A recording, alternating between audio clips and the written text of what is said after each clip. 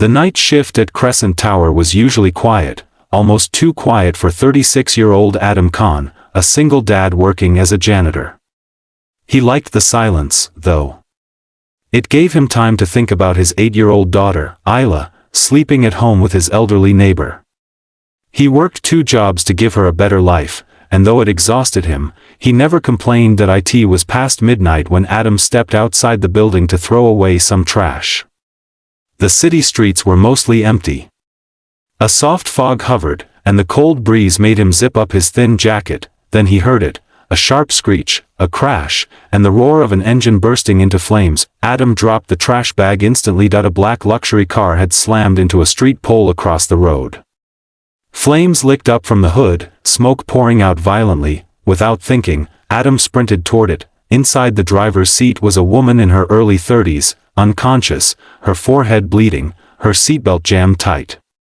The flames grew, crackling like an angry beast ready to explode. "Hey! Can you hear me?" Adam yelled, tugging at the door. It refused to open. Heat burned his knuckles. He took off his jacket, wrapped it around his hands, and smashed the window with a nearby brick. Glass shattered everywhere. The woman stirred. "No, no, please," she whispered weakly, barely conscious. "You're okay, I'm getting you out," Adam said. His voice was calm, steady, even though fear pounded in his chest. He reached in, yanked at the seatbelt with all his strength until it snapped loose. The flames roared louder, the heat burning the side of his face. He lifted her out carefully, carrying her away from the burning car just seconds before it exploded behind them.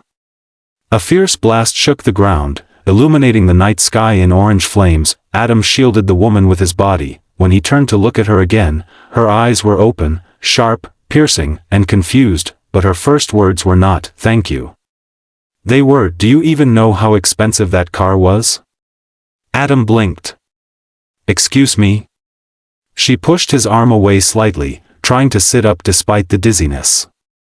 "That car was limited edition. I waited 4 months for delivery." Adam stared at her, stunned. "Ma'am, you were inside it. You could have died." She touched her head, winced, and finally seemed to realize what had happened. The burning wreck only a few meters away. Before Adam could say anything else, an ambulance arrived. Paramedics lifted her onto a stretcher, and Adam sat on the curb, exhausted, his hands trembling from adrenaline. As the ambulance doors were closing, she looked at him again, this time with softened eyes. "What's your name?" she asked Adam. She nodded but said nothing else. The doors shut, and she was gone. The next morning Adam returned to work like nothing had happened. He didn't expect a thank you. He didn't expect anything. People like him, invisible workers, rarely did, but when he walked into the lobby, he found the entire staff murmuring nervously, "Did you hear? The CEO is coming today." "The CEO? She never comes to this building." Adam froze. "CEO?"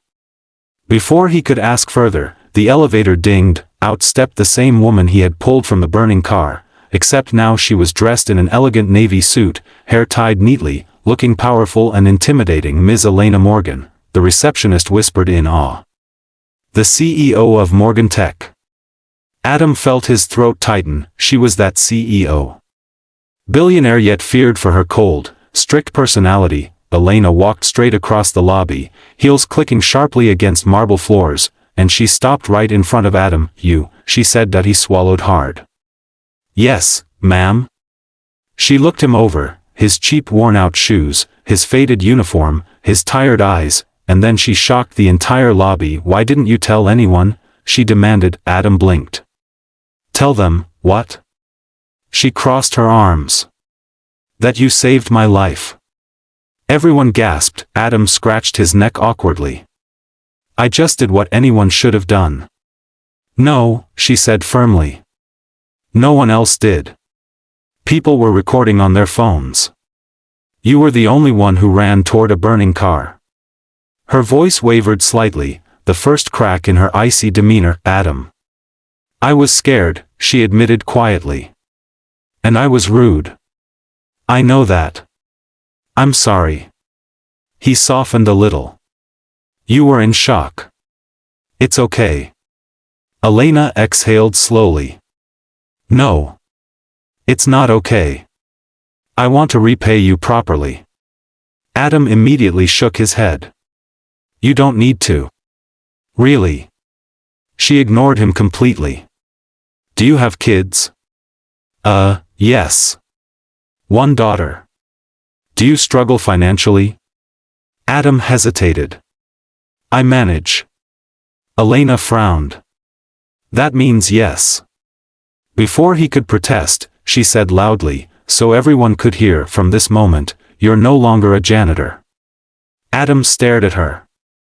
What? You're being promoted, she said. To safety supervisor. Better pay. Better hours. Training provided.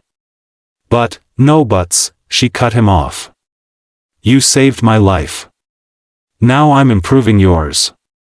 The staff whispered in amazement.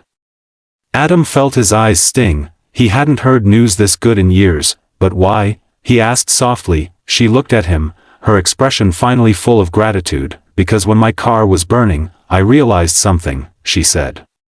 Titles, money, luxury, none of it means anything when you're about to die. She stepped closer, but you, a stranger, valued my life more than the things I was obsessing over. Her voice cracked again. So now I want to value yours. For the first time, she gave him a small, genuine smile. Thank you, Adam. Truly.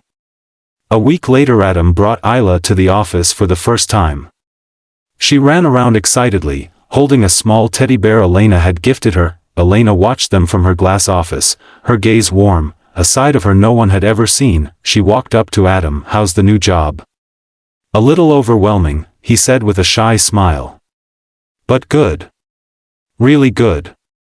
She nodded. And Isla is adorable. Adam chuckled. She already thinks you're a superhero. Elena paused for a moment before saying softly, funny. I feel like you were the superhero that night. They looked at each other, a silent understanding passing between them. A bond formed not by status or wealth, but by bravery, gratitude, and a burning car that changed two lives forever.